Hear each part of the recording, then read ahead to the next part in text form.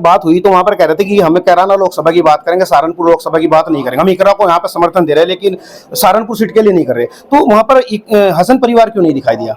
अहम दिन था क्योंकि चौधरी परिवार ने आपको समर्थन दिया, उसके बारे में क्या कहेंगे?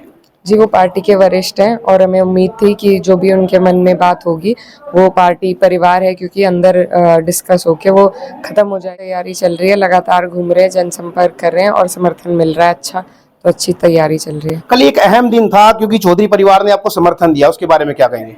जी, वो पार्टी के वरिष्ठ हैं और हमें उम्मीद थी कि जो भी उनके मन में बात होगी वो पार्टी परिवार है, क्योंकि अंदर डिस्कस होके वो खत्म हो जाएगी और वही कल हुआ। उनका समर्थन आया और हमारे वरिष्ठ हैं वो पार्टी में, तो उनका सम्मान रहेगा। आपको कितना प्लस मिलने वाला है कि चौधरी परिवार पहले नाराज नजर आए लेकिन अब की बार वो आपके समर्थन दिया, तो कितना आपको फायदा होने वाला उनका?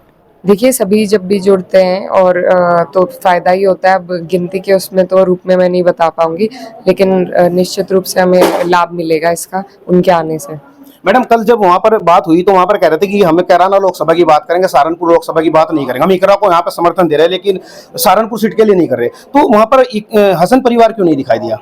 क्योंकि हमें मेरे प्रोग्राम्स 2 दिन पहले से सेट थे, तो हमारी बात हो गई थी उससे पहले, तो प्रेस कॉन्फ्रेंस उन्होंने कर ली और मेरी बात उनसे हो गई थी और लगातार हम लोग उनसे टच में हैं। यानी आपको माना जाए तो आसू मलिक कहीं आपकी तरफ से वहां पर थे?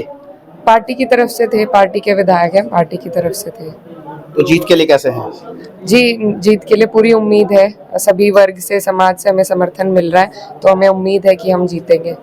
बीजेपी कह रही है 400 पार। 400 पार तो बहकावे का नारा है, ये तो लोगों को बहलाने के लिए, क्योंकि मीडिया उनकी पक्ष की बात ज़्यादा रखता है, तो इसलिए सबको बहलाने फुसलाने की, गुमराह करने की बात है। धरातल पर इसकी सच्चाई नहीं है। एक आपका बयान आया अभी वायरल हो रहा है कि वो जो आप कह रहे हैं कि 400 पार करके कहीं ना कहीं संविधान बदलने की कोशिश कर रहे हैं। मैं नहीं कह रही हूँ, ये इन्हीं के नेता कह रहे हैं। अभी कल ही इनकी नेता हैं, क्या उनका नाम है, उन्होंने भी ये बात कही है, ये रजनी डांगी जी, उन्होंने भी कहा है कि 400 पार हुए तो हम संविधान बदलेंगे।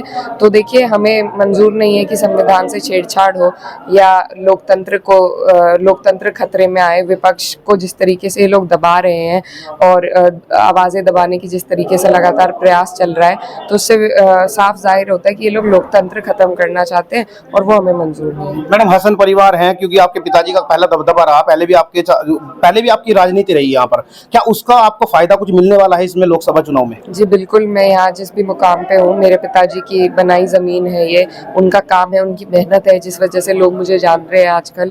तो बिल्कुल उनका लाभ है, उनका आशीर्वाद हमारे साथ है और उनके जो ताल्लुकात हैं उनसे हमें लाभ हो रहा है बहुत। तो ये सब उन्हीं की देन है और उन्हीं के नाम को आगे ले जाने के लिए ये प्रयास भी है हमारा। तो चलिए, तो ये थी इकरा हसन, यहाँ से समाजवादी पार्टी से कैंडिडेट है और ऐसी खबरों के लिए बने